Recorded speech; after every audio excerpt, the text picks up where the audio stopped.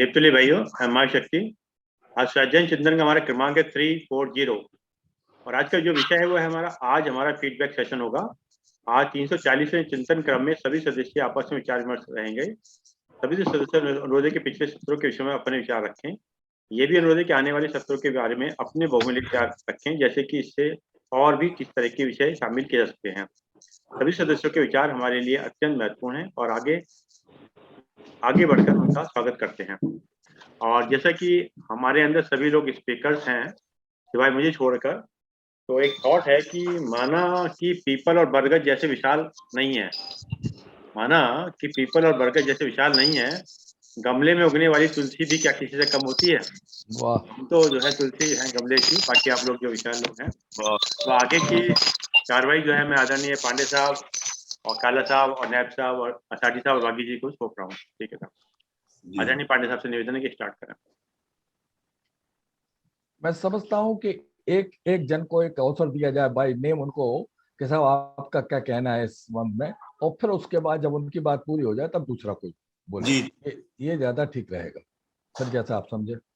धन्यवाद अरविंद शर्मा जी। क्योंकि मैं पहला ही नंबर मेरा है तो मैं चाहता हूं कि परंपरा के अनुसार गायत्री मंत्र का उच्चारण तो हो जाए। अरे वाह, क्या बात। ओम ओम भूर्भुवः स्वः तत्सवितुर्वरेण्यं भर्गो देवस्य धीमहि धियो यो नः प्रचोदयात्। जब ये श्रृंखला शुरू में चली तो मैं तो बिल्कुल नया वक्ता था।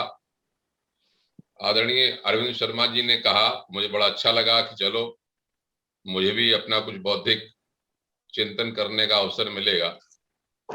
तब अरविंद शर्मा जी ने पहले वक्तव्य के बाद शायद मेरे से ये कहा था कि ये परंपरा चाहते हैं कि गायत्री मंत्र से ही प्रारंभ हो।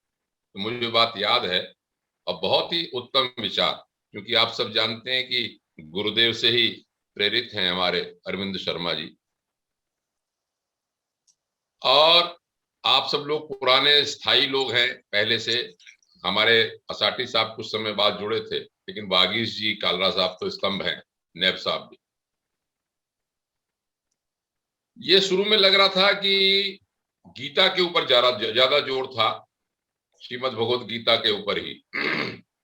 उसके बाद वागीश जी ने इसमें सांस्कृतिक कार्यक्रम का पुट दिया, फिर आत्मकथाएं भी आई, धीरे धीरे डॉक्टर भी आए और वकील भी आए।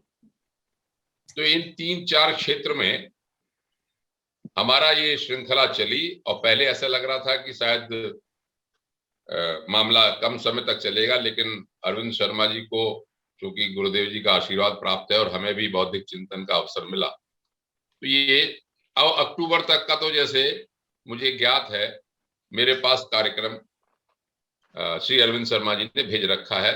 अक्टूबर तक की हमारे पास श्रृंखला। तो सबसे पहले फीडबैक में मैं अरविंद शर्मा जी का ही धन्यवाद देता हूं।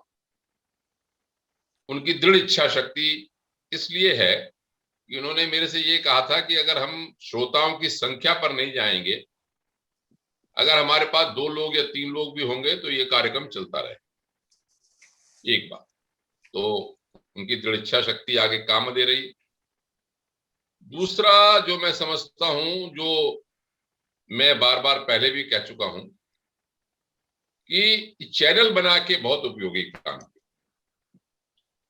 चैनल बनाने के कारण एक स्थायी हो गया जो कुछ भी हम कह रहे हैं, और विषय के अनुसार जो और सुनने वाले हैं जब भी वो अरविंद शर्मा फोरम को खोलेंगे तो अपना तो देखते ही हैं, अपने जानने वाले भी देखते हैं, और दूसरा जो विषय के रुचि रखते हैं वो विषय को देखते हैं। ये बहुत अच्छा कार्य किया है।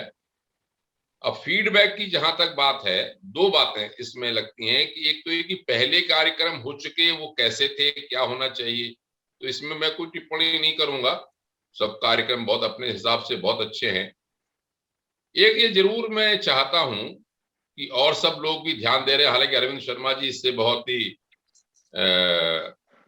रुचि नहीं लेते इस बात में ज्यादा किसी से कहने की, कि इस कार्यक्रम को, चैनल को चलाने में यदि अरविंद शर्मा जी को आर्थिक रूप से कोई दिक्कत आती है तो और साथियों को भी सब विचार करते होंगे, विचार करना चाहिए कि अरविंद शर्मा जी के कार्यक्रम में हमें कंधे से कंधा लगाकर और ये समझ के कि ये मेरा अपना कार्यक्रम ही है, इसको सक्रियता से भाग लेना चाहिए। बाकी अरविंद शर्मा जी पे छोड़ते हैं हम कि वो कितना खुलते हैं कितना नहीं।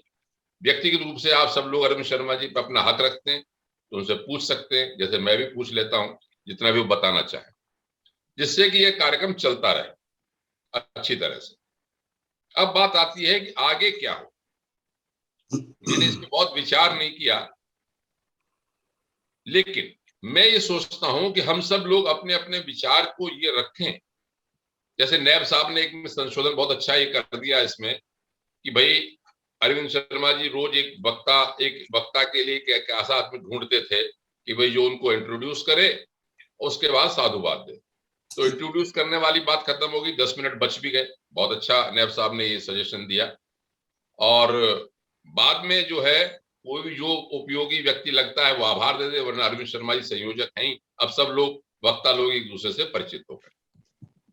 दो बातें जो मैं समझता हूं, मैं ये चाहता हूं, जैसे मैं व्यक्तिगत रूप से चाहता हूं कि ये जरूर मांग लिया जाए कि आप किन विषयों पर सुनना चाहते हैं। जहां तक मेरी बात है, मैं मान लीजिए संस्कृत के विषयों पर बोलने में समर्थ हूं। मैं उपनिषद बोल सकता हूं, मैं वेद बोल सकता हूं, संस्कृत के जितने भी धार्मिक ग्रंथ है मैं बोल सकता हूं, श्रीमद् भागवत बोल सकता हूं, भगवत गीता बोल सकता हूं। कुछ ऐसे विषय जिनको आपने सुना हो या न सुना हो, नारद भक्ति सूत्र है या भक्ति मार्ग की और भी पुस्तकें हैं या साहित्य की और भी धार्मिक है, उनमें मैं बोल सकता हूं। यदि आप सजेशन देना चाहें, मुझे लगता है कि मुझे ये सजेशन जरूर मिले कि किन विषयों की आवश्यकता है या चाहते हैं, उन पे बोलो, तो मैं उन विषयों को भी तैयार करके प्रस्तुत कर सकता हूं। जैसे मेरे दिमाग में है एक दो बातें, तो उन और दूसरा टेक्निकल, जैसे मैं संस्कृत की कुछ बातों को टेक्निकल समझता हूं, तकनीकी विषय भी बोलना चाहिए या सामान्य विषय बोलना चाहिए, तो एक ये सजेशन औरों से आए। इसी तरह से मैं संस्कृत की बात की, जो वकील वाली बात है, आप एक विल के ऊपर काफी आपने श्रृंखला चलाई। जैसे नैब साहब मोटिवेशनल बोलते हैं, असाटी साहब एक अलग क्षेत्र में बोलते हैं, कालरा साहब कबीर का बोलते हैं, तो कालरा साहब और क्या बोल सकते हैं या और कैसी श्रृंखला लेते हैं, या भदौरिया साहब हमारे गीता पर बोल रहे हैं, या एस सिंह साहब अपने प्रज्ञोपनिषद पे किसी पे बोल रहे हैं,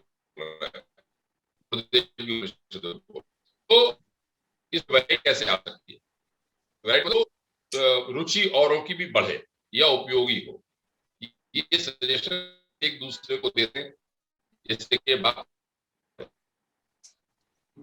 तो ठीक है, टाइम आपने दे रखा है। जैसे अरविंद शर्मा जी को तो अचानक कोई बात आ गई, कोई नहीं बोल पा रहा है, तो उनको समय से सूचना मिल जाए जिससे कि उनको भी दिक्कत नहीं। तो मैं तो ये समझता हूँ कि हम सब लोग अपने अपने क्षेत्र में जो भी कार्यरत हैं वो अपने क्षेत्र में कैसे उसमें ला सकते हैं, दूसरा कैसे समझा सकता है उसको करें। वैसे तो बहुत अच्छा चल रहा है, सब बात ठीक है, लेकिन और अच्छा फिर एक बात आती है संख्या बहुत ज्यादा हो, ये मुझे भी, मैं सदविचार मंच चला चुका हूं, उसमें भी यही बात आती थी कि संख्या कैसे ज्यादा हो।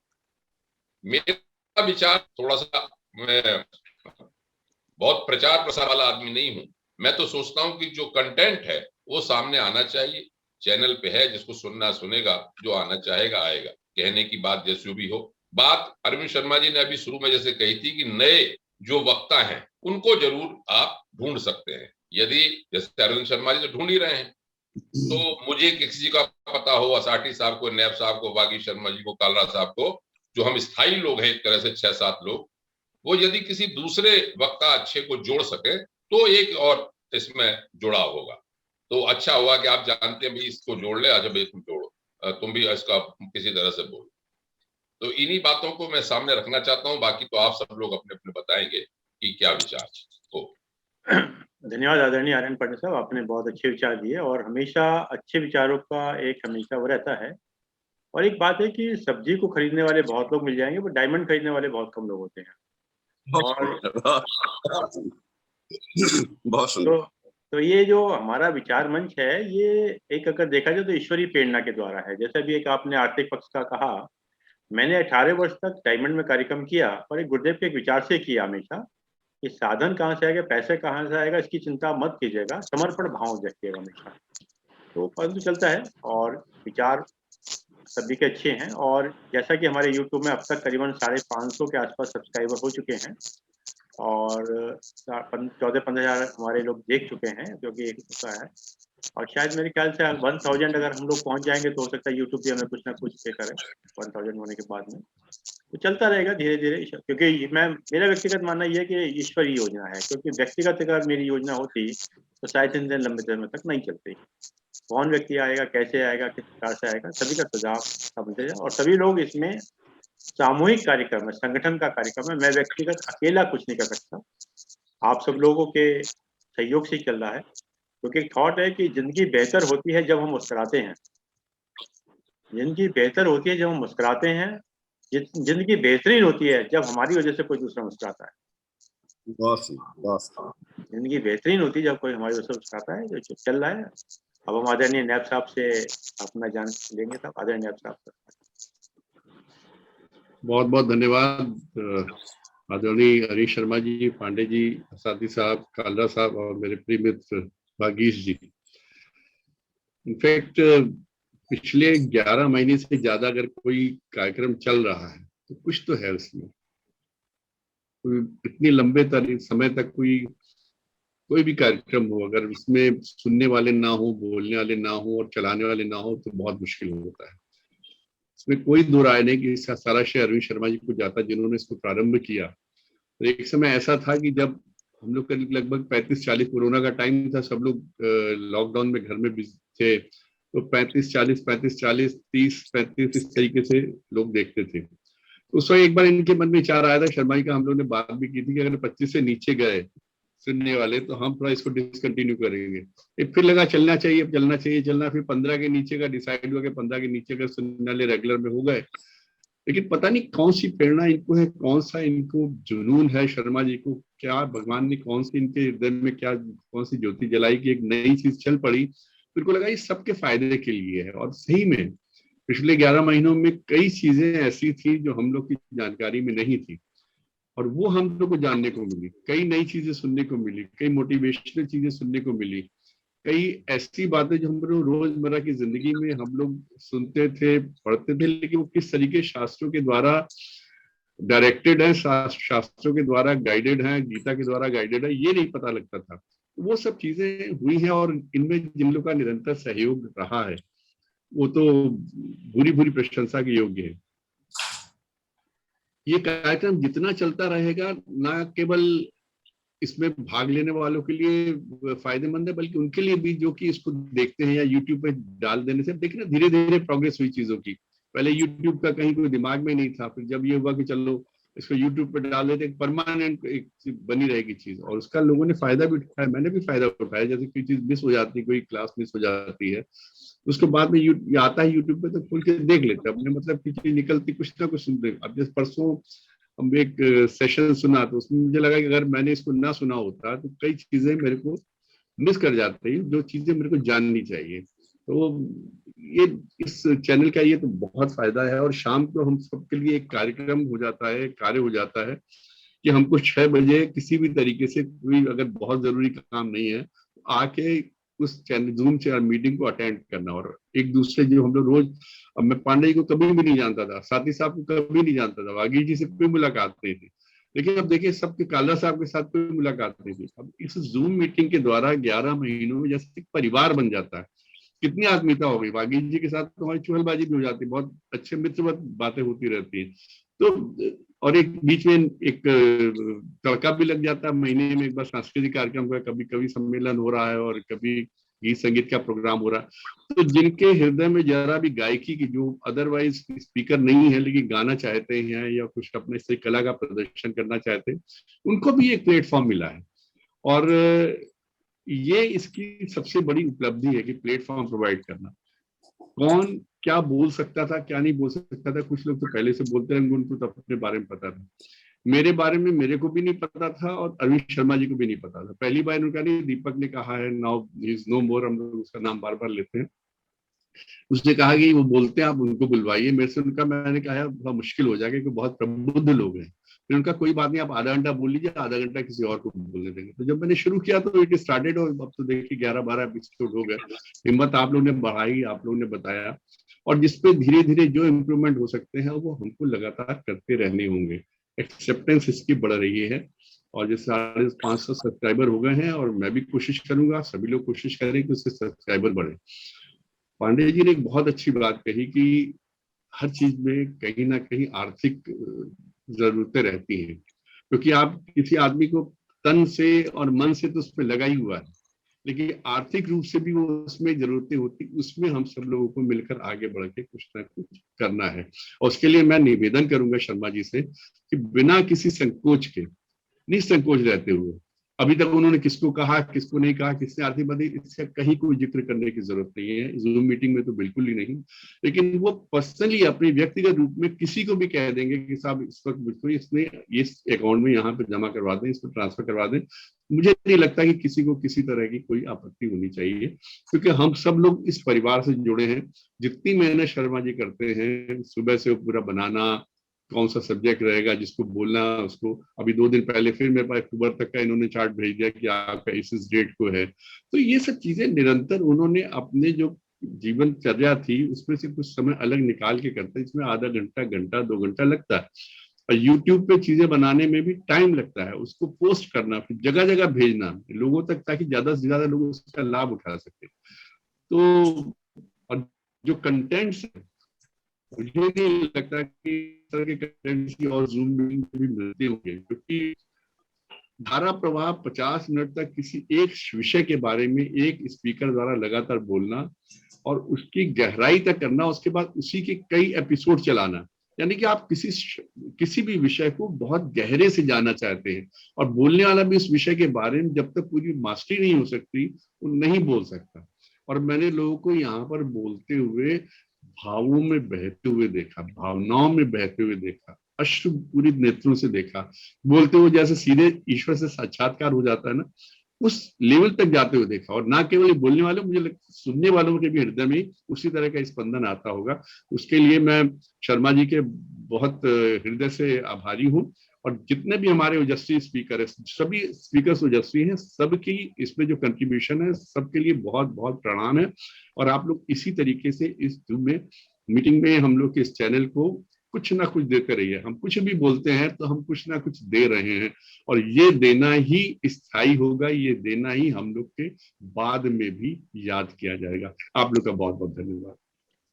धन्यवाद आदरणीय नेप साहब, आपके बहुत अच्छे विचार है, और आपके हमेशा एक ओरिजिनल थिंकिंग, मैं तो आपके समय हमेशा कहता हूँ, आपके अंदर कीन ऑब्जर्वर, कीन लिसनर, कीन थिंकर, हर चीज को बड़ा माइनरली देखते हैं। इवन आप सामने वाले के कपड़े तक पहचान लेते हैं, इस वक्त में इसने कैसे कपड़े पहने हुए थे।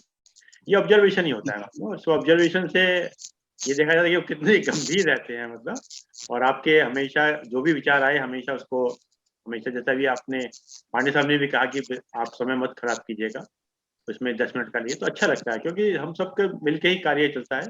और एक विचार है कि जीवन में जब भी मौका मिले तो सारथी बने, मतलब जीवन में जब भी मौका मिले सारथी बने, स्वार्थी ना बने। सारथी और स्वार्थी में बड़ा फर्क हो जाता है, क्योंकि हम जब कोई काम करते हैं, किसी विदाउट एनी एक्सपेक्टेशन करते हैं, तो हम देखते हैं कि विदाउट एनी एक्सपेक्टेशन परमात्मा हमारे साथ में जुड़ जाते हैं।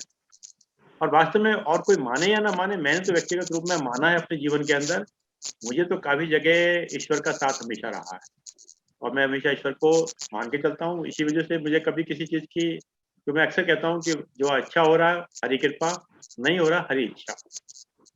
शर्मा जी, एक चीज है, जैसे हमने कोई भी चीज देखी, हमें समझ में आई, हमने अगर आपको सजेस्ट की तो आपने सजेशन को माना है, सुना है, समझा, और जहां आपको ठीक लगा आपने उसमें परिवर्तन किया।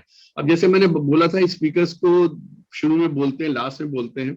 होता क्या है कि जैसे आप पांडे जी का है, इन्होंने अपने किसी को भेजा कि आप लिंक को इसको सुनिए, तो पहले इंट्रोड्यूस करने वाले आपने बोला, फिर इंट्रोड्यूस करने वाले बोले, पता लगा 10 मिनट उसमें होगा, सुनने वाले ने 7-8 मिनट से ज्यादा यूट्यूब को, अगर उसकी मतलब की चीज नहीं आई तो चेंज कर देता है। क्योंकि मन बड़ा गतिमान होता है, सब एक जगह नहीं टिकता। अगर आप सोचेंगे 1 घंटा के लिए, जब तक आपकी मनपसंद की चीज नहीं होगी तो आप 1 घंटा नहीं दे पाओगे। मनपसंद की चीज होगी तो आप 2 घंटे तक कीर्तन में संकीर्तन में बैठे रहोगे। तो मैंने भी जैसे अपना भी सुनने लगा, मुझे लगा ये शुरू के 7-8 तो वो चीजें दिमाग में आई और मैंने आपको सजेस्ट की। और आपको बार अननेसेसरी 2 लोगों को इन्वॉल्व करना पड़ता था, अब खाली एक को इन्वॉल्व करते हैं, जिसको बोलना आप खुद शुरू कर देते हैं, खुद अंत कर देते हैं। बड़ा सुंदर कार्यक्रम हो गया, बोलने वाले को समय मिल गया, और जो उस यूट्यूब चैनल को खोलता है उसको सीधे स्पीकर सुनाई देता है, आप सुनाई देते, इनका नाम पता, उसके बाद तो ये कभी चीजें आ जाती दिमाग में और उस चीज को मानते हैं, इसके लिए आपका साधुवाद है। नहीं बहुत अच्छा है और सभी के स्वागत है। अब हम आदरणीय JPSRT साहब से, जो कि हमारा व्यक्तिगत रूप से कभी संपर्क नहीं हो पाया और टेलीफोन के माध्यम से मुलाकात हुई है, और आदरणीय JPSRT साहब से हम निवेदन करते हैं कि अपने विचार रखिएगा। साटी साहब। तैयारी कर ली थी मन में कि बड़ी अच्छी लच्छेदार भाषा में और बड़ी शब्दों का उपयोग करके और प्रशंसात्मक बातें करके धन्यवाद देंगे संयोजक महोदय को, लेकिन वो अवसर निकल गया। पांडे जी ने ऐसा दे दिया और उसके बाद नैब साहब ने दिया कि अब मुझे धन्यवाद देने का कोई अवसर मिला ही नहीं। चलिए ठीक है, उसी को ही समझ लीजिए, उसमें ही हमारा एंडोर्समेंट हो गया। मैं दूसरी बात कह रहा था, मैंने पहले दिन जब पहला मेरा परिचय हुआ था इस फोरम में, तो मैंने कहा था कि मैं जब गया तो मैंने देखा कि टेबल पे एक गुलदस्ता रखा है, तो वो मैं बाद में बताऊंगा आपको। उसके पहले मैं ये बता दूं, जब मुझे ये पता लगा कि और टेलीफोन पे बात हुई एक आध बार, तो मैंने शर्मा जी से कहा कि आप जो काम कर रहे हैं वो मेंढकों की तुलाई वाला काम है। मेंढकों की तुलाई इस तरह होती है कि जब सारे लोग एक से एक बढ़ के विद्वान हो, किसको छोड़े किसको रखे, एक को यहाँ रखते हैं दूसरा उधर निकल जाता है, ये मेंढकों की तुलाई है। अच्छा है, इसमें अगर पारंगत हो गया आदमी, देखिए there are two different things, you cannot please everyone and we don't want to please everyone except the Almighty God। लेकिन मेंढकों की तुलाई की कला आ गई तो बड़े से बड़ा, अब ये प्लेटफॉर्म इस स्टेज में पहुंच गया है। 350 जब इसके वो हो चुके हैं, एपिसोड हो चुके हैं, 340 कितने, खैर वो बात भी नहीं। मैं 10 तारीख को भी होली थी, तो उसके बाद हमारे दमोह के PG कॉलेज ऑडिटोरियम में शादी का प्रस्ताव, हमार डाकघर, गधे की बारात, भाग अवंती भाग, इस तरह के 4-5 नाटक देख रहे थे जो भारतीय संस्कृति विभाग भारत सरकार के द्वारा सहयोग से यहाँ के युवा नाट्य मंच ने किए थे। और वो लड़का जो युवा नाट्य मंच का है, वो जब 20 साल पहले उसने किया, जब शुभ नुक्कड़ नाटक वगैरह, तो हमें बड़ा लगा कि क्या उछल कूद कर रहा है। लेकिन उसकी प्रतिभा देखकर, उसका उस दिन परफॉर्मेंस देखकर हम तो आश्चर्यचकित हो गए। लेकिन फिर एक बात ख्याल आई कि प्रभु, it took some 20 years time, 20 साल लगे। तो ये समय जो हमारा, जब खाली जगह पड़ी थी और उन्होंने एक पौधा रोप दिया, फिर कालरा साहब आए, उन्होंने रोप दिया, आपने रोप दिया, सबने एक एक पौधा रोप दिया, सोच रहे थे बगीचे में बनेगा कैसे, लेकिन अब इतने पौधे हो गए हैं, इतने पुष्प निकलने लगे हैं कि अब ये कहना पड़ता है कि भाई पुष्प या तो और लगाओ या इन्हीं को ज्यादा संवारो। पांडे साहब से क्या, पांडे साहब आप जितना कर रहे हैं उससे और ज्यादा हमको बताओ। हम लोग तो अनभिज्ञ थे, बिल्कुल हमें पता ही नहीं था कि अब भारतीय दर्शन क्या है, भारतीय ग्रंथ क्या है। वेदों में सुना था कि वेद होते हैं कोई, ये सारी बातें हमने संत कबीर को पढ़ा था, लेकिन ये थोड़ी मालूम था कि संत कबीर की इतनी मीमांसा भी कोई आदमी कर रहा है उनके ऊपर केंद्रित होके। नैब साहब को मैं इसलिए बहुत महत्व नहीं देता इस बात के लिए कि वो विषय को वो बिना तैयारी के विषय पर बोल जाते हैं, ये ज्यादा महत्वपूर्ण बात है। और बात कौन सी बोलते हैं, जो व्यवहारिक, आप मिला लीजिए उनके जीवन में, हाउ टू बैलेंस, या यही तो सारी समस्या है। कुल मिला के समस्या ही है हमारे पास इस समय, और कुछ नहीं है।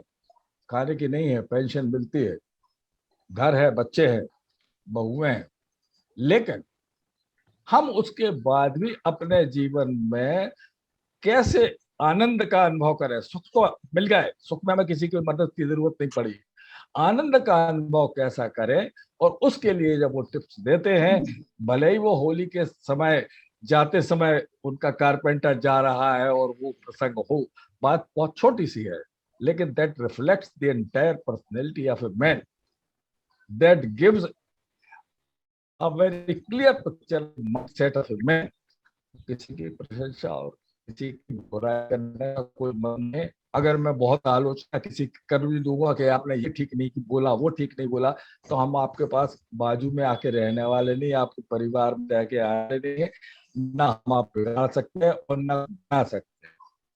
फिर क्या बैठे साथ, इसलिए बैठे कि जो है हमारे पास वो हमें लग रहा है कम है, तो हमने तो 20 साल पहले भी कहा था कम है, वो कभी पूरा हो ही नहीं सकता है, बशर्ते आप में जिज्ञासा हो।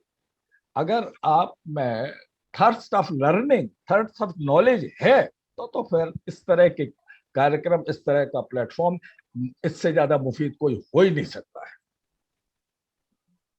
आपने सुझाव काय को मांगी थी, अब चल तो रहा था, क्या इसमें सुझाव दे?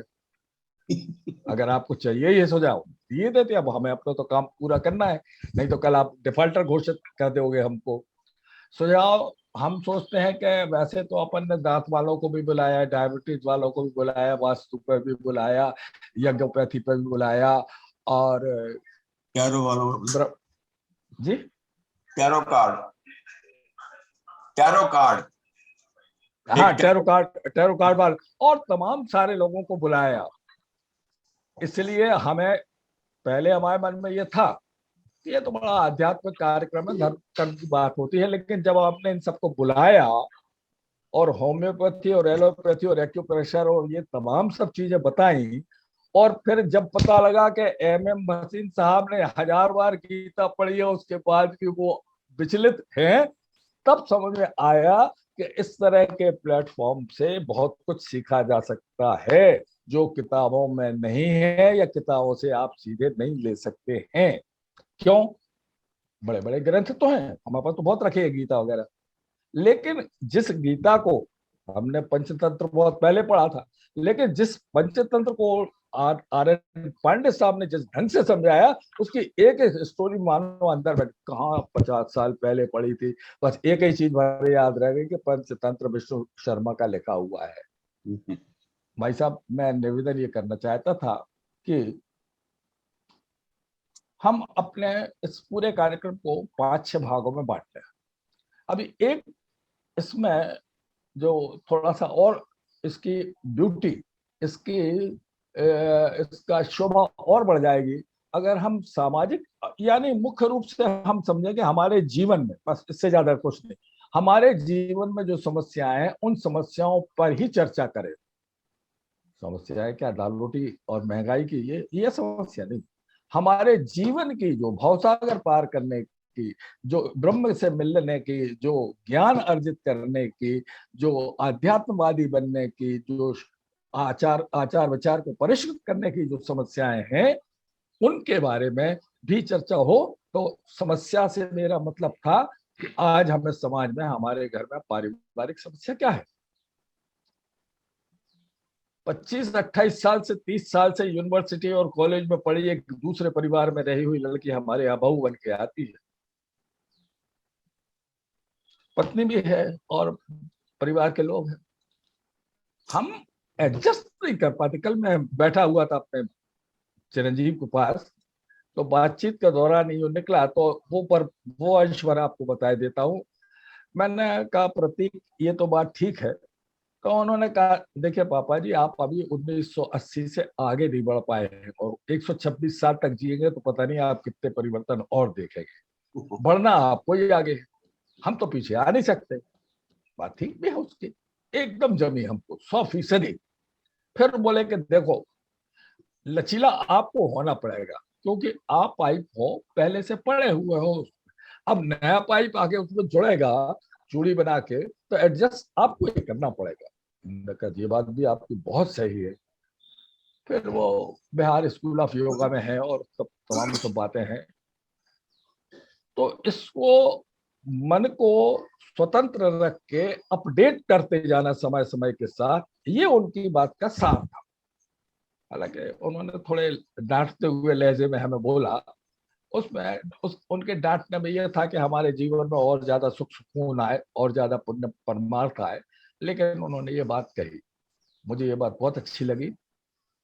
मैं चाहता हूं कि ऐसे विषयों पर भी हमारे यहाँ जो बहू आती है, हम नहीं जानते कि वो किस परिवेश से आती है, किस तरह से आती है, 25-30 साल लगभग आधी आयु वहां बिता के आती है, और हम उसको एक दिन में चाहते हैं कि वो रातों रात कन्वर्ट होकर हमारे परिवार के परंपराओं को, कार्य करने की शैली को, लोगों के व्यवहार को, लोगों के स्वर मध्यम और तेज को, सबको समझ सके। नहीं, हमें फॉरबियरेंस, सहनशीलता बढ़ाना होगी, हमें सामंजस्य करने की अपनी ताकत बढ़ाना होगी, और उसको सामंजस्य करना होगा। ब्याह के लाए हैं, परिवार आगे उसी को सौंपना है। तो जैसे पारिवारिक समस्याएं हैं, हम ये देखें कि फैशन बड़ी कॉमन चीज है, फैशन में बह जाते हैं लोग। तो समाज में ऐसी बहुत शादी ब्याह में कितनी फिजूल खर्ची हो रही है, स्वास्थ्य के प्रति हम कितने लापरवाह हो रहे हैं, इनको भी अलग अलग तो एक 4-5 सब्जेक्ट रखे जाए, जिसमें शुद्ध रूप से उन सब्जेक्ट को एलाबोरेट करें आध्यात्मवादी लोग, विभिन्न संदर्भों का, ग्रंथों का, अपने अनुभव का और अपने पूरे ज्ञान का उड़ेलना उन 5-6 में। 4-5 सब्जेक्ट ऐसे रखे जाएं जिनके सामाजिक पहलुओं पर देखें कि आज के समाज में हमें क्या अड़चन हो रही है। उसी में संस्कार भी शामिल हो जाएगी, उसी में शिक्षा भी शामिल हो जाएगी, उसी में अनुशासन भी शामिल हो जाएगा, उसी में पाक कला भी शामिल हो जाएगी, और उसमें सबसे बड़ी बात जो होगी शामिल हो ये कि नई और पुरानी पीढ़ी का एडजस्टमेंट होने लगेगा। ये सामाजिक विषय भी आप ले सकते हैं। शुद्ध रूप से 3 दिन अपन स्वास्थ्य के ऊपर रख लेंगे। एक निवेदन आपसे जरूर करना चाहते हैं, और पांडे साहब से विशेष माफी मांगते हुए करना चाहता हूं मैं ये निवेदन, कि हम आदर्शों की बात करेंगे। आदर्श तो सूरज चंद्र कहाँ मिटा है, और हम उन आदर्शों को इतना व्यवहारिक रूप में प्रस्तुत करते हैं, गीता की उसी बात को इतने व्यवहारिक रूप में प्रस्तुत करते हैं कि उसमें से कुछ अंश तो अपना सकते। अगर हम इतने व्यवहारिक रूप में हम नहीं सुन पाएंगे, तो दोष पांडे जी का नहीं है, दोष हमारी समझ का है कि हम उस स्टैंडर्ड तक अपनी पिकअप नहीं कर पाए। तो व्यवहारिक रूप से प्रत्येक विषय को हमें व्यवहारिक रूप से उस प्रस्तुत करने की कोशिश करना चाहिए। ओपिनियन अलग अलग हो ही सकते हैं, बिल्कुल हो सकते हैं, रहने दीजिए, उससे कुछ फर्क भी नहीं पड़ता है। ओपिनियन अगर अलग होंगे तो आगे बढ़ने का रास्ता ही निकलेगा। 2 डिफरेंट ओपिनियन होंगे तो ज्यादा अच्छा होगा। तो मैं ये एक सुझाव देना चाहता हूँ कि इस तरह 3-4-5 कैटेगरीज बनाई जाए। जैसे अभी आपने कानून पर बनाई, वसीयत वाली बनाई, अभी उसमें 2-3 और बनाएंगे कि ऐसे मेरे पास हैं कोई 50-70 विषय दिमाग में, उनमें से आप सॉर्ट आउट कर लेना बाद में। तो वो सारे के साथ जो हमारे जीवन को प्रत्यक्ष रूप से कर रहे हैं। अब रिटायर हो गए, पहले तो आप एक सीमा में बंधे हुए थे, आप कमिश्नर थे, एडिशनल कमिश्नर थे, तो आपको तो अपना अनुशासन वहां करना ही था। वो चीजें अब आप स्वतंत्र हैं, अब आप कर सकते हैं।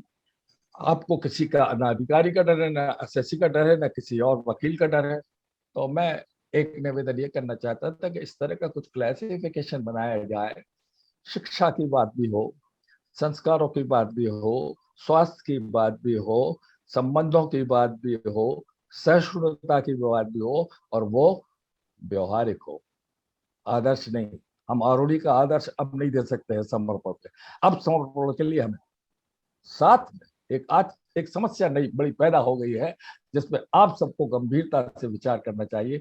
वो है, जब से नई तकनीक हमारे यहाँ पर आई है, आते आते आते आते 15, 16, 18, 2020 तक एक नई यूनिवर्सिटी चल रही है, व्हाट्सएप यूनिवर्सिटी। हमें व्हाट्सएप यूनिवर्सिटी कोई तकलीफ नहीं, हमें तकलीफ ये है कि हमारे मस्तिष्क में आप वो थोप रहे हो, प्रचार तंत्र हमारे मस्तिष्क में वो थोप रहा है कि हमारी सोचने की शक्ति पे तुमने बैरियर लगा दिया, तुमने एक बहुत बड़ा ब्लॉक कर दिया। हम ना सोचे अरे हम जाएंगे देखेंगे ये साबुन कैसा है, ये साबुन नहीं, हमें तो लक्स दे दो, क्योंकि एक महिला उससे नहाती है और बड़ी फ्रेश महसूस करती है। हम ये बात चाहते हैं कि ये भी बात आने चाहिए जो हमारे व्यवहारिक जीवन में आ रही है, कि हम क्यों किसी, why are we carried by any other else? Why some guru or some baba is just carrying ourselves? We know कि गिलोय क्या है और ये गवार पट्टा क्या है और ये सब चीजें हैं। तो उसके लिए हम अपने वक्तव्य में इस बात का उल्लेख करेंगे लोगों से कि देखिए साहब, ये बात तो सही है, प्रचार तंत्र रोक नहीं सकता, भ्रष्टाचार रोक नहीं सकता, अमुक हो नहीं सकता, तमुक हो नहीं सकता, हम जीवन में है। लेकिन अभी जैसे 9 दिन उन्होंने कहा, या अभी रोजे चल रहे हैं रमजान के, उन्होंने कहा एक सज्जन हमको मिले, हमारे रोजे शुरू हो रहे हैं। हमने कहा क्या? कह रहे साहब हम तो मैकेनिक है बाइक के, एक काम हमने लिया, बताओ इसमें हम झूठ नहीं बोलेंगे अभी 30 दिन तक। चलो कोई बात नहीं, 30 दिन नहीं बोले, हम 9 दिन नहीं बोलेंगे, हम 9 दिन झूठ नहीं बोलेंगे, उपवास करें या ना करें, लेकिन 9 दिन हम चाहे कितनी भी परेशानी हमारे सामने आ जाए। तो इस तरह की अनेक व्यवहारिक बातें हैं, अनेक विषय हैं, हम उन सबको कभी न कभी आपके समक्ष प्रस्तुत करेंगे और उनको अपन देखेंगे और उन पर विद्वानों को भी ढूंढ के लाएंगे और फिर वो चर्चा करेंगे। धन्यवाद आदरणीय जेपी सेठी साहब, आपने बहुत अच्छे विचार रखे और आपका विचार सही है। अच्छा, जब गुरुदेव का विचार है कि अपना सुधार संसार की सबसे बड़ी सेवा है। मैं बाकी क्या कर रहे हैं इंपॉर्टेंट नहीं, मैं क्या कर रहा हूँ इंपॉर्टेंट है। हमें सामने वाले के लिए अपना आचरण प्रस्तुत करना पड़ेगा। हम सामने वाले को कभी किसी बात के लिए कंपेल नहीं कर सकते। आपके विचारों से एक चीज अच्छी निकल के है, जो कि है कि गुरुदेव का एक वांग्मय भी है, ग्रस्त एक तपोवन है। ग्रस्त एक तपोवन है जिसमें सहिष्णुता धारण करनी पड़ती है। यह विचार अच्छा है, परंतु जब भी कभी कोई चीज पेश करी जाएगी समाज में, वो हमें अपने आचरण के माध्यम से ही करनी पड़ेगी, क्योंकि हम किसी को गलत नहीं कर सकते। क्योंकि हर एक ने सामने वाले को गलत अपने को सही बताया, पर किसी ने अपने आप से शुरुआत नहीं करी। जहां भी शुरुआत होगी अपने आप से होगी। चलिए साहब, क्योंकि थॉट है कि प्रतिभा ईश्वर से मिलती है, नतमस्तक रहें। प्रतिभा ईश्वर से मिलती है, नतमस्तक रहें। ख्याति समाज से मिलती है, आभारी रहें। ख्याति समाज से मिलती है, आभारी रहें। लेकिन मनोवर्ती और घमंड स्वयं से मिलते हैं, सावधान रहें। लेकिन मनोवर्ती और घमंड स्वयं से मिलते हैं। चलिए, आज हमारे बीच में आदरणीय वीएन चौधरी साहब हैं। ये हैं एनटीपीसी से और हमारे पुराने काफी अच्छे मित्र हैं। हम चाहेंगे कि वीएन चौधरी साहब को शायद काफी लोग नहीं जानते होंगे, और थोड़ा सा अपना परिचय वीएन चौधरी साहब देख के अपना दीजिएगा, ताकि अपने विषय में थोड़ी अपने विचार रखिएगा। आदरणीय वीएन चौधरी साहब। नमस्कार। नमस्कार, बहुत बहुत नमस्कार सभी को। और मैं खास करके शर्मा जी को बहुत बहुत नमन करता हूं, आदर पूर्वक। वैसे तो इनसे संपर्क काफी दिनों से वर्चुअली रहा है, मतलब फिजिकली तो एक आध बार ही हुआ होगा। गाजियाबाद में ही कभी फंक्शन आए थे, गुरुदेव जी, डॉक्टर साहब आते थे कभी कभी तो वो हम जब दादरी में थे, मैं एनटीपीसी में रहा हूँ काफी दिनों से, 1982 से। उसके पहले 10 साल स्टील अथॉरिटी ऑफ इंडिया में काम करने का मौका मिला, और इस बीच अपनी पढ़ाई भी करते रहे। पढ़ने का शौक था, तो काम करते हुए भी हमने कहीं कभी आईआईटी से एमटेक किया, कभी कुछ ऐसे कोई मैनेजमेंट वगैरह वगैरह करते रहा। तो वो सब तो पास्ट की चीजें हो गई। बस इतना ही था कि कहीं से जो भी सीखने का मौका मिले बस मिलता रहे, और वही ललक अभी भी थोड़ी थोड़ी रहती है कि कहीं भी कुछ भी सीखने का मौका मिले तो करता हूँ। जैसे आजकल कभी क्वालिटी काउंसिल ऑफ इंडिया में, उसके साथ कभी एसोसिएट होता हूँ, कभी इंस्टीट्यूट ऑफ डायरेक्टर के साथ एसोसिएट होता हूँ। और काम एक मैंने छोटा सा उनसे सेवा वॉलंटियर जैसा करता हूँ कि काफी कंपनीज आते हैं, अपनी अपनी एप्लीकेशन देते हैं, हमने ये अच्छा काम किया। अब वो अच्छा काम किया है, टीम वर्क टीम से किया, इंडिविजुअल किया, या एज ए होल ऑर्गेनाइजेशन ने कोई अच्छा काम किया है हर एक सब्जेक्ट में, चाहे एनर्जी कंजर्वेशन हो या फिर सोशल हो या फिर ह्यूमन रिसोर्सेज में कुछ अच्छा काम किया हो, तो उनको हमारा काम होता है जज करना, उन पर मार्क्स देना और बाद में उनको अवार्ड करना। तो एक तरह से कहिए कि जजमेंट का काम, और जजमेंट का काम नहीं कर, मतलब मेरा उसमें क्या होता है, मैं कुछ सीखता हूँ कि फलाने कंपनी ने क्या अच्छा काम किया, फलाने कंपनी ने, चाहे प्राइवेट हो पब्लिक हो कोई भी हो, बहुत सारे लोग आते हैं उसमें, तो उन्होंने क्या अच्छा काम किया और क्या उन हमने अपने जमाने में नहीं किया, वो लगता है कि देखिए इतना अच्छा काम किया। तो मैं शर्मा जी का काम उसी कड़ी में देखता हूँ कि शर्मा साहब ने जो ये श्रृंखला शुरू की है, तो मुझे तो मैं तो पहले सिर्फ अखंड ज्योति तक ही लिमिटेड था, पढ़ता था उनसे, उनकी आती थी किताबें, पहले वर्चुअली भी आती थी और फिजिकली भी आ जाती थी। तो लेकिन इससे जो तरह तरह की बातें सीखने को मिली वो बहुत ही एनरिचिंग है, बहुत ही ज्ञानवर्धक है, और ऐसा लगता है कि जैसे कुछ हेल्थ इंप्रूव हो रहा है, अच्छा यंगर फील करने लगते हैं। और मैं अभी असाटी साहब से जो सुन रहा था कि कुछ इसमें सामाजिक चीजें दें, तो मैं अच्छी चीजें तो हो ही रही हैं, मैं सिर्फ इतना ही कहूंगा कि यंगर जनरेशन को भी इसमें अट्रैक्ट करने के लिए, वैसे तो बहुत सारे लोग हैं, उनसे उनके लिए एक चीज डाल सकते हैं, जैसे कि आज टीम वर्क, चाहे टीम बनाना, और टीम में क्या फ्रिक्शन होता है, क्या दिक्कतें होती हैं, तो टीम वर्क कैसे कर पाए, उसमें क्या क्या इंटर रिलेशनशिप होना चाहिए, अच्छे टीम के लिए क्या होना चाहिए, और उसकी कोरोलरी बात आ जाती है कि अच्छे लीडर कैसे होने चाहिए। तो ये लीडर और टीम का जो रिलेशनशिप है, वो चाहे घर में हो, किसी छोटे ऑर्गेनाइजेशन में हो या बड़े ऑर्गेनाइजेशन में हो, फॉर्मल हो या इनफॉर्मल हो, इनफॉर्मल ग्रुप भी बनता है साथ में काम करने के लिए। मान लीजिए छोटी सी एग्जांपल हम देते हैं कि हमारे जो कॉलोनी में ये RWA होती है, अब आपके यहाँ भी होती होगी, सबके यहाँ होती होगी, ये रेजिडेंट वेलफेयर एसोसिएशन बनाते हैं, दिल्ली में तो बहुत कॉमन है। तो उसमें एक छोटा सा ग्रुप होता है, मान लीजिए 300-400 परिवार हैं, और उसमें से सेलेक्ट कुछ लोग वॉलंटियर करके बनते हैं 1 साल 2 साल के लिए। अब बताइए कि उसमें भी हमने देखा कि छोटी छोटी बातों पर फ्रिक्शन होना, छोटी छोटी बातों पर मानो ऐसा लगता है जैसे कि हम वो सेल्फ की बात जो कहते हैं ना, स्वार्थ की बात, वो स्वार्थ कहाँ से घुस जाता है, जबकि हम परमार्थ करने के लिए उसमें जाते हैं। कोई भी आदमी जाता है इस तरह के काम में, स्वयं सेवी संस्था में काम करने, तो स्वार्थ के लिए नहीं जाता है, परमार्थ के लिए ही जाता है।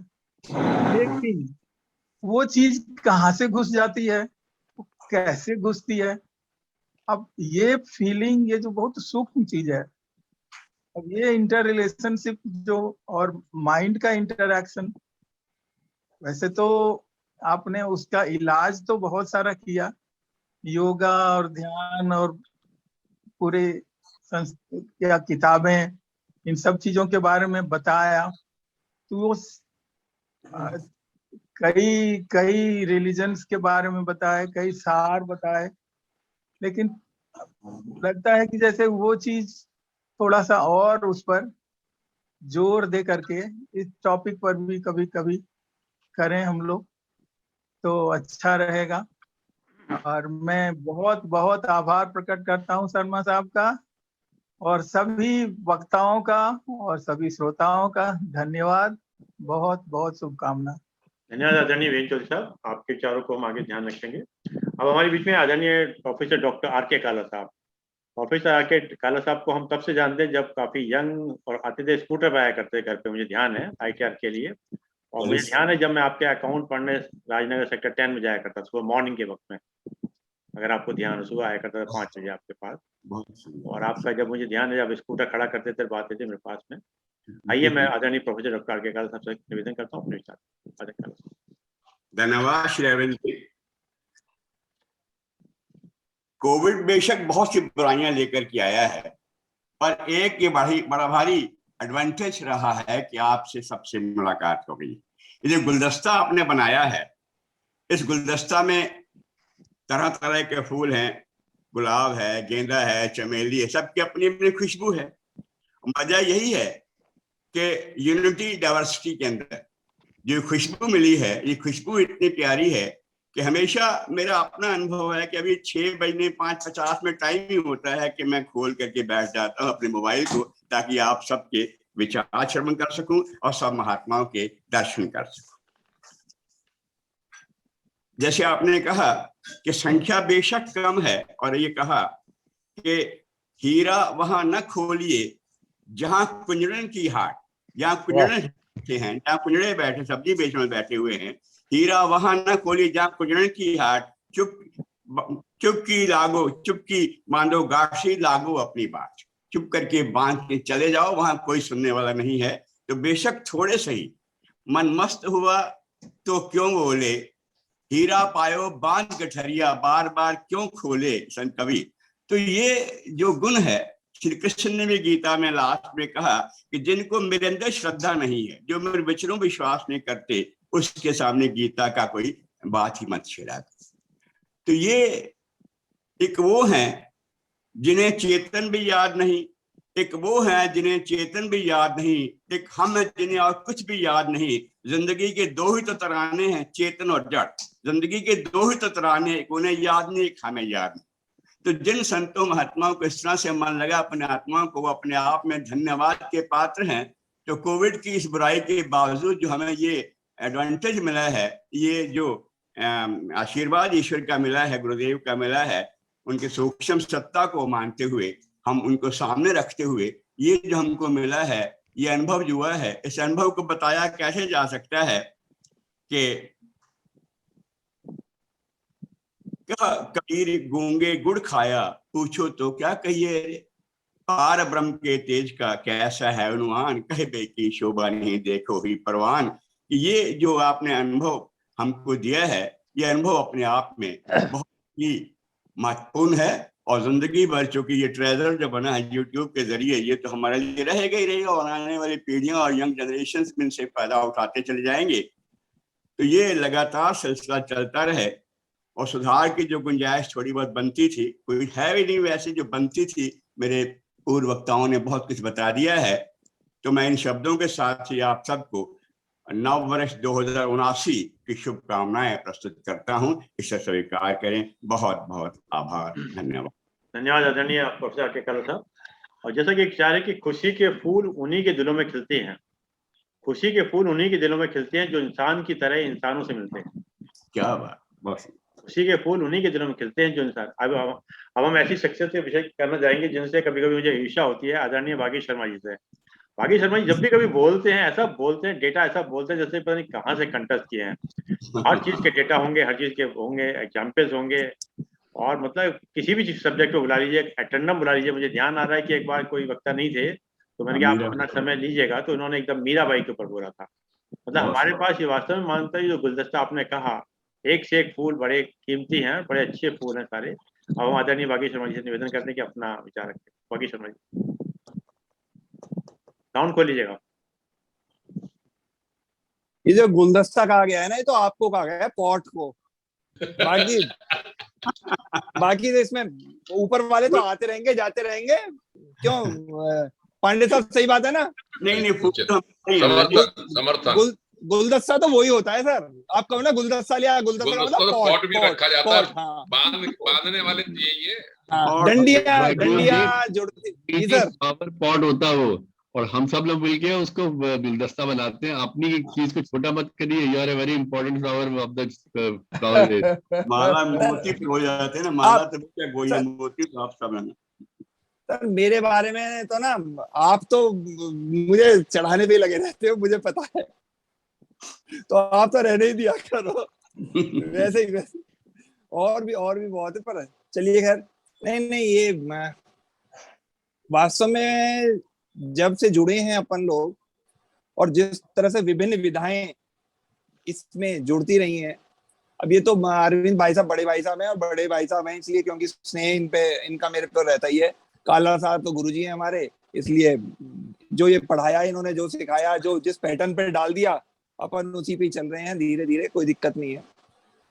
और ये वास्तव में आपकी बात सही है कि देश काल और वातावरण के हिसाब से और अर्वाचीन प्राचीन का सामंजस्य बनाकर रखना बहुत जरूरी है, अदरवाइज अपन भी ओल्ड डिस्कार्डेड एंड आइसोलेट हो जाएंगे। और इसी श्रृंखला का मैं तो ध्यान रखूं या ना रखूं, अरविंद जी इस बात को बहुत ज्यादा इस बात से अपडेट रहते हैं। कई बार यदि इस कार्यक्रम के अलावा बातें होती हैं तो उनका केवल और केवल यही रहता है मंतव्य या क्वेरी होती है कि भाई इसमें और क्या क्या इंप्रूवमेंट किया जा सकते हैं, और बताओ इस बार कौन सा पॉइंट लगा। अभी रिसेंटली मैंने इनसे कहा कि चलो ऑटोबायोग्राफी ले आते हैं, बोले ऑटोबायोग्राफी के अलावा और क्या ला सकते हो, मैंने ये ला दे, बोले हाँ तो इस बार ये ले आओ, ऑटोबायोग्राफी तो कभी फिर ले आना। जबकि पांडे साहब को बहुत अच्छे से पता है कि मुझे तो इंडक्टी ऑटोबायोग्राफी के लिए किया गया था सबसे पहले। पांडे शुरू में बोले यार ये ना इसमें हाँ शहीदों के बारे में कुछ कहा जाए, संभवतः आर.एन. पांडे साहब ने कहा था हमें कुछ जो है ना देश के वीरों का, और सबसे पहले इसलिए भगत सिंह, चंद्रशेखर आजाद का, बाद में फिर हो सकता है उनको फिर थोड़ा थोड़ा डाइवर्ट करके फिर गुरुदेव के बारे में, और फिर उसके बाद जुड़ता रहा। अब मुझे ये समझ नहीं आ रहा है ये नैब साहब इतना मुस्कुरा के क्यों रहे हैं माइक को बंद करके। चलिए खैर, अब तो हंसने भी लगे ली थी।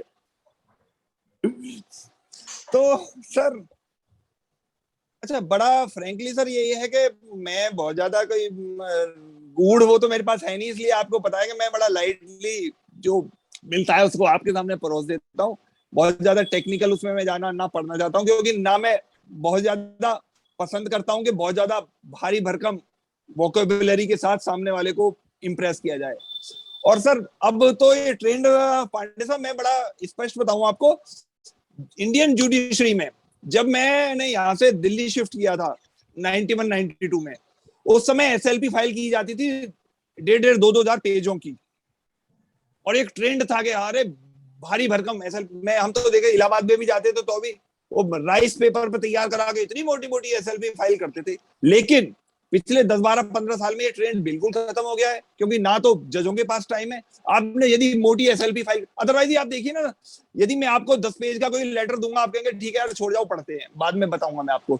लेकिन यदि मैंने आपको 1-1.5 पेज का दिया, आप कहोगे हाँ यार सही है, आप तुरंत उसके ऊपर एक्सेप्ट या उसे रिजेक्ट कर देंगे। तो उसी तरह से सर, जहां ये धीरे धीरे धीरे धीरे देश के साथ, मतलब वातावरण के साथ अपन अपडेट होते चले जा रहे हैं, तो उसी तरह से हम अरविंद जी बिल्कुल प्रयासरत रहते हैं, चाहे वो कहें या ना कहें, कि हम इसको हाउ टू इम्प्रूव, इसको हम और कैसे इम्प्रूव करें। पिछले दिनों इन्होंने एक्सपेरिमेंट किया भी था, वो फेल हो गया।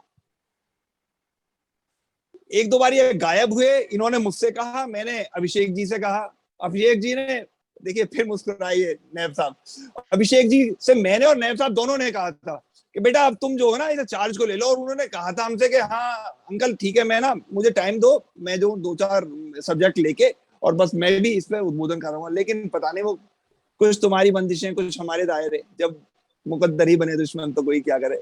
हमें अभी तक उनका कोई वो उद्बोधन अभी सुनने को नहीं मिला है। मैं फिर कोशिश करूंगा कि अभिषेक जी को पूरा दोबारा से उनको इंजेक्ट करके कुछ जरा उन्हें प्रोवोक करूं।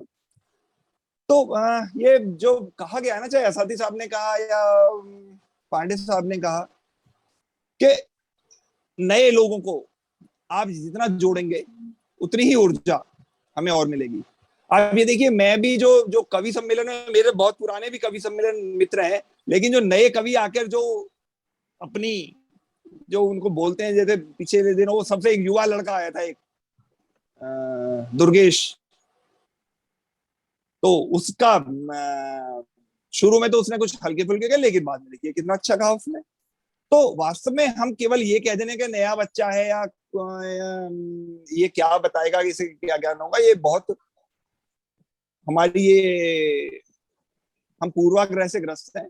आजकल के जो बच्चे हैं, जैसा कि अभी आपने कहा, साथी साहब ने भी कहा, कि हम वो सोचते रहते हैं कि आप प्राचीन हो, अर्वाचीन में भी हमें भी केवल उन्हें खींचने की जरूरत नहीं है, हमें भी अपने आप को अपडेट करेंगे और अपडेट के साथ साथ हमें अपना खुले दिमाग से हर चीज का स्वागत करेंगे, तभी हम और आगे आगे बढ़ते चले जाएंगे। और मेरे लिए तो ये बहुत अच्छा एक्सपीरियंस है कि बस इस बहाने से मुझे, जैसा कि अरविंद जी कहते हैं ना कि किसी भी शब्द में बोलते हैं, ऐसा नहीं है सर, बहुत सोचना पड़ता है, तैयारी करनी पड़ती है, क्योंकि सोचने का काम पिछले 2 साल से बिल्कुल ठस हो गया था और अब उसमें धीरे धीरे इम्प्रोवाइजेशन हो रहा है। तो और बाकी तो आप लोग हैं, जैसा आप आदेश करेंगे चलता रहेगा। लेकिन वही राज कपूर का एक वो था ना, show must go on, show चलता रहना चाहिए जैसा भी चल रहा है। और जो पॉजिटिव थिंकिंग यही है कि जो पहले था वो अब नहीं है, जो अब है वो आगे नहीं होगा। और ये धीरे धीरे धीरे धीरे धीरे सहज पके सो मीठा होए, तो धीरे धीरे जो चलता रहेगा ना, वो सब भी चलता रहेगा। धन्यवाद। धन्यवाद आदरणीय बागी सिंह भाई, बहुत बहुत धन्यवाद। और जैसा कि हमारे कार्यक्रम में शुरुआत आदरणीय आर्यन पांडे साहब ने की थी, तो मैं चाहता हूँ वो 2 शब्द बोल के आदरणीय पांडे साहब ही समाप्त करेंगे। आदरणीय पांडे साहब। भाई साहब ये जो एक मिनट, पांडे साहब 1 मिनट, हाँ, ये जो इतनी देर से आप सुन रहे हो, आप भी अपने वो उद्गार बीच बीच में अपने चुटीले संवादों के बाद भी आप अपने, जरूरी नहीं है कि आप आखिर में ही अपना मंतव्य दें, आप बीच में भी आज कुछ मन खोल कर दो कुछ, विद ड्यू रेस्पेक्ट। अरविंद भाई साहब प्लीज आप भी बताइए, आपने क्या किया था और क्या आप करना चाह रहे हैं? मैं जी, आपके लिए बागी जी कह रहे हैं कि आप भी कुछ कहें। अच्छा, देखिए ऐसा था, मैं आपको बताऊं व्यक्तिगत फ्रैंकली स्पीकिंग, कि जब मैंने इसको शुरुआत किया था तब वो मेरा कोई विचार नहीं था, मैं आपको बताऊं, और ना ही मैं जूम से कोई अवगत था और ना ही मैं जानता था जूम के इसमें ज्यादा टेक्नोलॉजी। ये तो गाजियाबाद टेक्स्ट बार एसोसिएशन है, उसमें किसी ने डाला कि साहब ये जूम पे थोड़ा सा चलाइएगा, और उन्होंने जूम के ऊपर जब 40 मिनट का कुछ होता था तो उन्होंने लिया और उसमें वो शुरुआत करी। बोले, एक ने कहा, सर पवन गोयल जी ने कहा कि साहब अरविंद शर्मा जी को बुला लीजिएगा। हम आ गए साहब। जब वो शुरू हुआ तो हमने देखा था कि हमारे अध्यक्ष जी या जो सेक्रेटरी थे तो बोले साहब कोई आ नहीं रहा इसके अंदर, अब इसे बंद कर दो। तो जब हमने शुरुआत की, ना तो मेरी कोई इंटेंशन थी, ना मेरा कोई विचार था हकीकत में, मतलब, और ना ही मुझे कोई जानकारी थी इन सब चीज़ों की, क्योंकि मुझे थोड़ा सा जूम से डर भी लगता था, ना मुझे कुछ था अपना, पता नहीं कैसे। तो मैं ये आपको यकीन मानिएगा कि कोई ईश्वरीय प्रेरणा थी जिसने कि मुझे बाई फोर्स धकेला। और शायद आदरणीय पांडे साहब को ध्यान होगा, जब मैंने इनसे कहा था कि साहब आप किसी विषय पे लीजिएगा, तो मैं बड़ा फ्रैंक था। तो मैंने कहा पांडे साहब आप देख लीजिएगा कि हो सकता है 2 या 3 लोग हों। तो पांडे जी आप बोले कि ठीक है 2 या 3 तो रहने दो, फिर अगली बार बुलाना जब कुछ लोग आ जाएंगे। मैंने कोई बात नहीं, फिर हमारे एस.सी. सिंह साहब को मैं लाया था 2 और 3 करके। तब वास्तव में देखा तब 30, 40, 50 हो गए थे। पहले मैं कभी कभी ना काउंटिंग किया करता था कि इतने आ गए, इतने जारी गए, इतने हो गया, गिनता रहता था, देखता रहता कितने आ रहे हैं। मैं जो बताऊँ व्यक्तिगत रूप से मेरा शुरू से एक नियम है कि मैं कभी भी किसी भी चीज को किसी भी ग्रुप में नहीं डालता। ये मेरा शुरू से नियम है। कभी कोई चीज ग्रुप में डालता, कभी किसी को ग्रुप में पेश नहीं करता, कभी कोई मैं ग्रुप के अंदर कोई भी बात अपनी रखता नहीं। क्योंकि ग्रुप के अंदर क्या होता है कि उसमें 500 लोग या 300 लोग होते हैं, मुझे नहीं पता कि कौन सा व्यक्ति की आप मानसिकता है। क्योंकि ये आवश्यक नहीं है कि हमेशा हम किसी को अमृत पिलाएं तो वो अमृत ही समझे, वो कई बार उसको विष भी लग सकता है। तो मैं हमेशा उससे बचता था हमेशा। और एज ए व्यक्तिगत रूप में मैंने कभी कोई ग्रुप नहीं बनाया। कई लोगों ने मुझसे कहा कि आप ग्रुप बना लीजिएगा, ऐसे कर लीजिएगा, वैसे मैंने कभी नहीं किया, क्योंकि मैंने ग्रुप के अंदर बड़ी मारधाड़ होते देखी है, मतलब ये करना, कमेंट्स करना, ये करना, तो मैं हमेशा उठ जाता। अभी भी मैं जो है, जितने लोग जैसे गीता के अंदर है कि सब कहते हैं कि इसमें इतने लोग इतने प्रिय होंगे, इतने प्रिय होंगे, तो मुझे कभी काउंटिंग की चिंता नहीं है।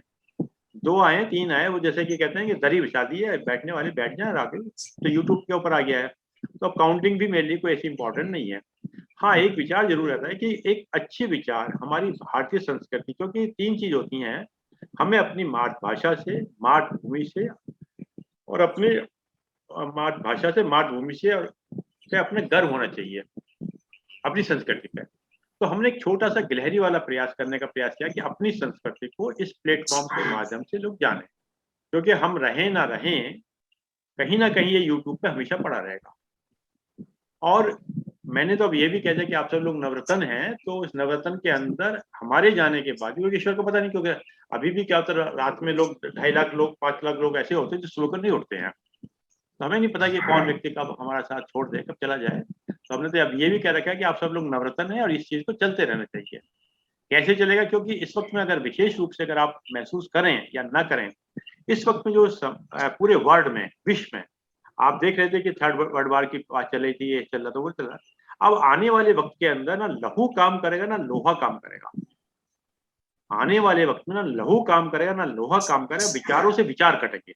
बहुत बढ़िया, बहुत बढ़िया। विचारों से विचार कटेंगे। आप देखिए विचारों से विचार कट रहे हैं, किस प्रकार से विचार से विरोध होता है, कैसी संगत चीज हो रही है, किस तरह से हो रहा है। और मेरा अपना व्यक्तिगत विचार ये है कि इस वक्त में पूरे विश्व के अंदर कोई अगर है तो वो किसी व्यक्ति विशेष के हाथ में सत्ता नहीं है। अब सत्ता ऋषियों ने ले ली अपने हाथ में, जो कि हिमालय से गमन हो रही है। बिल्कुल हिमालय से हो रही है। मतलब कौन और किस प्रकार कुछ नहीं मालूम, क्योंकि रात में जब हम सोएंगे सुबह को कुछ देखेंगे तो ये सब ईश्वरीय प्रेरणा है। अब अच्छे लोगों के अंदर कहीं ना कहीं एक विचार आने लगा है, क्योंकि अब जैसे कि अभी वागी जी कह रहे थे, आने वाले समय में हमको अपने को अपग्रेड करना पड़ेगा, वरना हम डिग्रेड हो जाएंगे। हमें टेक्नोलॉजी को स्वीकार करना पड़ेगा। हम ये नहीं कह सकते साहब हम जूम पे क्लास नहीं लेंगे, हम ये नहीं कह सकते हम कंप्यूटर नहीं जानते, हम कुछ नहीं कहते। हमें उसके साथ में अपने को जोड़ना पड़ेगा। ये ऑप्शनल नहीं रहेगा, ये हमारे लिए मैंडेटरी होगा। ऑप्शनल वो मैंडेटरी होगा। अभी जैसे कि आपने सामने कहा कि यंग जनरेशन को जोड़िएगा। आप एक चीज महसूस कीजिएगा, हमारे यहाँ अब 2022 चल रहा है। यंग जनरेशन का मतलब कि बच्चे का जन्म हुआ होगा 98 में, 96 में। हमारे तो 60 के आसपास या उससे पहले के हैं। उस वक्त में क्या मेच्योरिटी थी, क्या वातावरण में था, उसके पास उसका ज्यादा इम्पैक्ट है। बशर्ते कि हमारी तो चीज अलग है ना। हम अपने विचारों को, जब हम किसी से अपने विचारों से सहमत नहीं हो सकते हैं, तो हमें यह अधिकार नहीं बनता कि हम सामने वाले पे अपने विचार को थोपें। हम उसको आचरण दे सकते हैं अपना, हम अपना बता सकते हैं कि सही है, पर ये नहीं हो सकता कि रात सुबह को मैं सो के उठूं 8 बजे और बेटे से कहूं बेटा तू मॉर्निंग वॉक हो जा। ये संभव नहीं है, मैं नहीं दे सकता। हाँ, मेरे सुबह को जाने से मेरा बेटा के अंदर व्यक्ति का आएगा। हमारा ऐसा होना चाहिए व्यवहार कि हमें हमारे व्यवहार को देख के व्यक्ति बदले ना। जैसे कि मुझे ध्यान है कि अगर मॉर्निंग वॉक के लिए जा रहा था तो मैंने किसी व्यक्ति को, ऐसी अक्सर बोलता हूँ राम राम जी, तो अक्सर मैंने देखा कि किसी अजनबी से आप राम राम कहो तो वो बड़ा चौंक के देखता है। बोले वैसा अपने में तो आपको जानता नहीं। तो मैंने कहा वैसा मैंने आपको नमस्कार नहीं किया। फिर वो और ज्यादा चौंक गया, बोले क्या मतलब, राम राम तो आपने किया है। मैंने कहा नहीं, मैंने कहा तुम्हारे हृदय में जो राम बैठा और मेरे हृदय में जो राम बैठा उन दोनों राम राम किया। बहुत शानदार, बहुत शानदार। अब वो क्या रहा है कि इन सब चीजों में अगर देखा जाए तो हम महिलाओं से कुछ सीख सकते हैं। महिलाएं 2 बस में बैठेंगी, ओ बहन जी कहाँ जा रही हो, कैसे हो, कौन है, बहू के क्या हाल है, कैसे हाल है। पुरुष जो है वो बैठा रहेगा, बात ही नहीं करेगा, निकल जाएगा। कहीं ना कहीं हमें अपने आप को हल्का रखना पड़ेगा। और मैं तो एक व्यक्तिगत ही मानता हूँ, अपने जीवन के अंदर आज में रहिए, क्योंकि today is the ready cash, yesterday is the cancel cheque, tomorrow is the promise note. क्योंकि जिंदगी को आज में जिए, पता नहीं जाने कब कौन साथी छूट जाए, क्या हो जाए। खुश रहिए, क्योंकि खुश अगर हम रहेंगे तो मैं समझता हूँ उससे जाके ठीक है। और मेरा व्यक्तिगत ये मानना है कि आगे वाले वक्त में आप ही लोग इसको संभालिए, आप ही लोग चलाइए। मेरा अपना व्यक्तिगत कुछ नहीं, क्योंकि मैं तो अब ये मानता चलता हूँ ये मैं कार्य नहीं कर रहा, कोई शक्ति करा रही है। वो जब तक कराएगी करेंगे। मुझे किसी चीज के होने या ना होने से, या किसी मतलब मुझे वास्तव में, जैसे नायब साहब ने भी कहा था, और मुझे वो नहीं लगता। मैं बड़ा हल्का फुल्का होकर कार्य करता हूँ, मैं बिल्कुल कोई टेंशन नहीं। मुझे आज भी आप यकीन मानिएगा, मैंने किसी से नहीं कहा कि आप आइएगा अपने विचार, किसी से नहीं कहा, क्योंकि मैं ईश्वरीय प्रेरणा को मानता हूँ। क्योंकि मैं एक चीज मानता हूँ कि हमें हर हाल में समर्पण कर देना चाहिए, बस उस शक्ति पे विश्वास करना चाहिए, क्योंकि उस शक्ति के आगे हम लोग कौने हैं। कभी कभी लगता है कि मैं कर रहा हूँ, वास्तव में हम लोग नहीं करते हैं, वो ईश्वरी करता है। हमें जैसे कि अभी आदरणीय पांडे साहब ने शुरू किया, नायब साहब ने किया कि वो हिसाब कुछ ना कुछ धन की व्यवस्था हो या चलता है, मैं मानता हूँ, मगर धन के कोई कार्य नहीं होता। इसके बावजूद भी मेरा ये व्यक्तिगत मानना, अंदर से इतना विश्वास है कि तेरा कार्य कभी रुकेगा नहीं, कोई ना कोई व्यक्ति आएगा, सब चलता रहेगा। मुझे विश्वास है, उस शक्ति पर विश्वास है मुझे अपने अंदर, कहीं तो जाए। चलिए इसी साथ के साथ मैं आदरणीय पांडे साहब से निवेदन करता हूँ। सब आदरणीय पांडे साहब। बहुत धन्यवाद आदरणीय अरविंद शर्मा जी। मैं वागीश जी का भी धन्यवाद दूंगा कि उनके कहने से अरविंद शर्मा जी खुले, कुछ थोड़े उनके विचार पता चले, कैसे शुरुआत हुई, ये सब किस तरह डायवर्जन हुआ है। ये बात स्पष्ट है, मैं भी इसको स्वीकार करता हूँ कि ईश्वरीय प्रेरणा ही है जो ये हम सब इकट्ठे हुए और अरविंद शर्मा जी के माध्यम से हम सब लोग एकत्रित हुए हैं और अपने अपने विचारों का आदान प्रदान कर रहे हैं और प्रसार कर रहे हैं। अरविंद शर्मा जी की इस बात से भी मैं सहमत हूं कि विचार ही चलेंगे और ये हमारे महर्षियों के वो मजबूत विचार हैं जो अनंत काल से चल रहे। वेद कब लिखे गए, कब उनकी श्रुतियां हुई, कब ऋचाएं बनाई, लेकिन आज तक वो विचारधारा इसीलिए चल रही है कि वो मजबूत विचार थे हमारे और पीढ़ियों से पीढ़ियां चलते रहो। हमारा दायित्व है कि हम इसको आगे बढ़ाएं सकारात्मक रूप से। तो ये ग्रुप कर रहा है, मैं आप सबका धन्यवाद करता हूँ, आभार करता हूँ कि सब लोग बैठे। इसी तरह से हम आपस में अपने विचार सकारात्मक देते रहें, आगे बढ़ें, स्वस्थ रहें, प्रसन्न रहें, इसी कामना से मैं अपनी बात। धन्यवाद। धन्यवाद आदरणीय आनंद पांडे साहब, धन्यवाद आदरणीय एनके नैप साहब, धन्यवाद आदरणीय वैयन चौधरी साहब, धन्यवाद आदरणीय जेपी साडी साहब, अभी शर्मा जी, आदरणीय प्रोफेसर के काला साहब, मिसेस काला, सुषमा शर्मा जी हमारी पत्नी, किशन कला शर्मा हमारी माता जी। और जैसे कि एक विचार के साथ हम लोग करते हैं साथियों, मुझे अपने विषय में बड़ा अच्छा क्लियर है कि बोले आप कहाँ रहते हो। किसी ने पूछा कहाँ रहते हो, मैं हमेशा कहता हूँ अपने औकात में रहता हूँ। और एक थॉट है कि पेड़ चाहे कितना भी ऊंचा हो जाए, पेड़ चाहे कितना भी ऊंचा हो जाए, सलामत तभी तक है जब तक कि उसकी जड़ें जमीन से जुड़ी हुई होती हैं। पेड़ चाहे कितना भी ऊंचा हो जाए, सलामत तभी तक रहेगा जब तक उससे जड़ी हुई होती है। और डाली से गिरते हुए पत्ते ने क्या खूब कहा, डाली से गिरते हुए पत्ते ने क्या खूब कहा, अगर बोझ बन जाओगे तो अपने ही तुम्हें गिरा देंगे। अगर बोझ बन जाओगे तो अपने ही तुम्हें गिरा देंगे। आइए 3 बार उनका चालू है।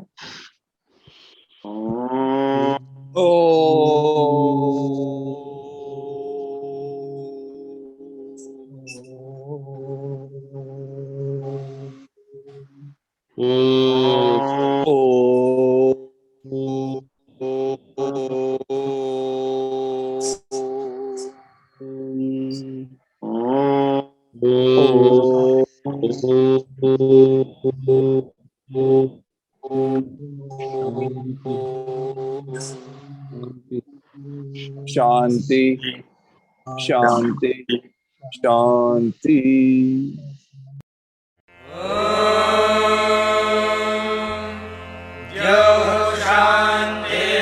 शान्तिरन्तरिक्षं शान्तिः पृथिवी शान्तिरापः